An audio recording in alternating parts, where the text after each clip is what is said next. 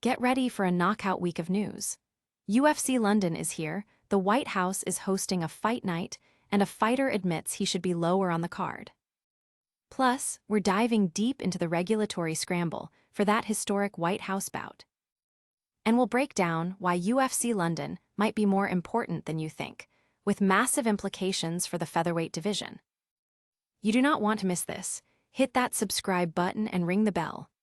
Looking for a fast-charging, ultra-responsive stylus for your iPad? Meet the 2X Fast Charge Active Stylus Pen, designed for 2018 to 2025 Apple iPads. Take your creativity and productivity to the next level.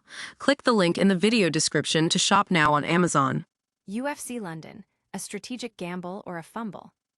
UFC London is back at the O2 Arena, but this event is more than just another fight night. It's a critical juncture for the promotion amidst growing fan discontent. With a history of questionable matchmaking, the UFC faces pressure to deliver a card that satisfies both fans and fighters, especially at the featherweight division's peak. The main event features an electrifying clash between the undefeated Lerone Murphy and the equally unbeaten Movsar Evloev. Both are top-tier featherweights, and their bout promises immense technical skill, whether it ends in a knockout or a grappling masterclass. The winner is slated for a potential title shot against Alexander Volkanovski, but the UFC's recent track record of delaying title opportunities raises concerns. Fans are questioning if the promotion prioritizes marketability over merit, and the uncertainty surrounding the next title shot for Murphy or Evloev could fuel further resentment. The card's structure itself has sparked debate. Michael "Venom" Page, a seasoned contender, faces the unranked Sam Patterson, a matchup Page himself finds perplexing given his own ranking. Meanwhile, rising British talents like Luke Riley are being fast-tracked, with Riley even acknowledging that Page might deserve his co-main event spot more. Promising fighters like Nathaniel Wood and Mario Pinto are relegated to the prelims, while less proven international talent gets main card slots, adding to the narrative of perplexing matchmaking decisions. This event is a test for the UFC to prove it can regain momentum through captivating fights and intelligent, fan-focused scheduling. Fans are vocal on social media, with many expressing disappointment in the perceived snubbing of top contenders and the unusual bout order. Analysts are watching closely to see if the UFC can mend its relationship with its fanbase through this pivotal London event. But what happens when the octagon isn't the only stage for high-stakes drama? You won't believe the political frenzy surrounding the next fight. White House Fight Night, a political spectacle. The most coveted ticket in Washington, D.C. isn't for a political gala, but for a UFC event hosted at the White House on June 14th, President Trump's 80th birthday. Dubbed UFC Freedom 250, this event is creating a stir in political circles, with VIP seats in high demand among MAGA donors and Republican members of Congress. President Trump himself has called it the hottest ticket that I've ever seen, but securing a seat is proving incredibly difficult.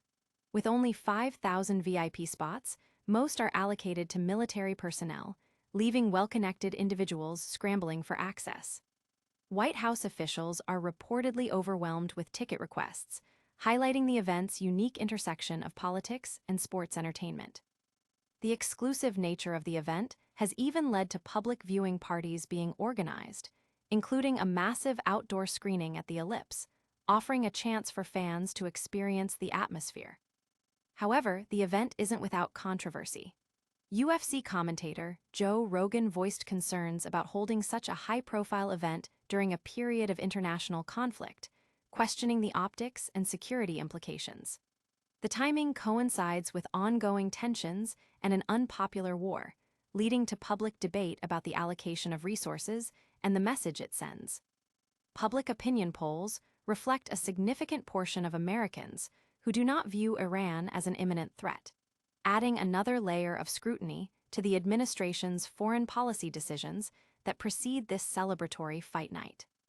This event has sparked widespread discussion about the role of sports in political celebrations and the potential implications of hosting such a spectacle amidst global unrest. Analysts are debating the strategic messaging and the public perception of this unique White House gathering. But with a fight on federal land, who's really in charge of the rules? The regulatory battle is heating up. UFC White House bout, navigating regulatory labyrinths. The upcoming UFC event at the White House on June 14th is facing a unique regulatory challenge. While the fight will officially be licensed and sanctioned by the Association of Boxing Commissions, ABC, concerns linger regarding oversight and precedent, particularly from local authorities. Initially, the District of Columbia Combat Sports Commission, led by Andrew Huff, expressed frustration over their exclusion from the planning and operation of UFC Freedom 250. Huff argued that all promoters in D.C. should be held to the same standard, regardless of venue. The UFC maintains that since the event is on federal property, no state athletic commission is mandated. However, to address concerns and ensure a high standard, the UFC has partnered with the ABC to provide independent oversight, bringing in top-tier judges, referees, and inspectors. Despite this collaboration, Huff remains critical, stating the ABC is not a sanctioning body with authority in D.C., and that this arrangement sets a potentially dangerous precedent for promoters seeking to bypass local regulations by utilizing federal land. The event is set to feature significant matchups, including a lightweight title defense and an interim heavyweight title bout, amplifying the importance of clear and accepted regulatory frameworks. The UFC aims to showcase this event as one of the most thoroughly regulated in sports history, even as local commissions voice their objections.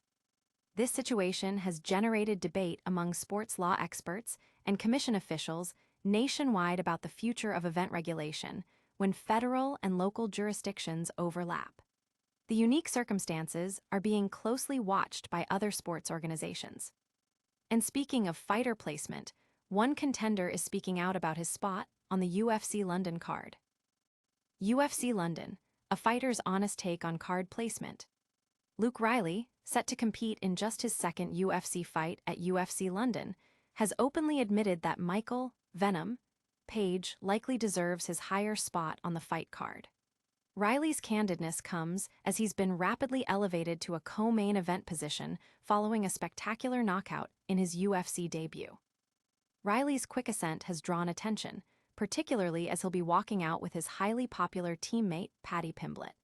However, he acknowledges the frustration of veteran fighter Michael "Venom" Page, who faces the unranked Sam Patterson. Page, a seasoned contender, has expressed his disappointment with the matchmaking, especially considering his own achievements in higher weight classes. Riley, while appreciative of his own opportunity, recognizes Page's experience and standing in the sport. Being real, yeah, he probably has been hard done by. He probably should be the co-main, Riley stated, emphasizing his authentic approach. He added that while Page might be deserving of the co-main event slot, the UFC is likely investing in him to build excitement and guarantee fan engagement. Riley believes his own presence guarantees a high-energy performance that will keep audiences invested, particularly in the new era of UFC broadcasting under Paramount+.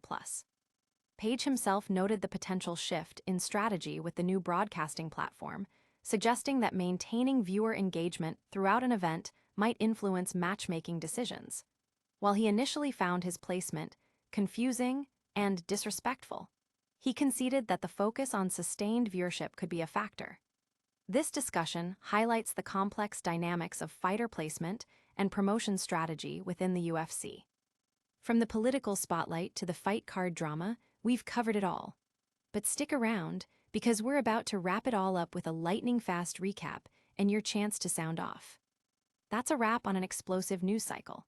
We saw UFC London deliver a critical event with huge featherweight implications, a historic and politically charged fight night at the White House, and fighter Luke Riley speaking candidly about his UFC card placement.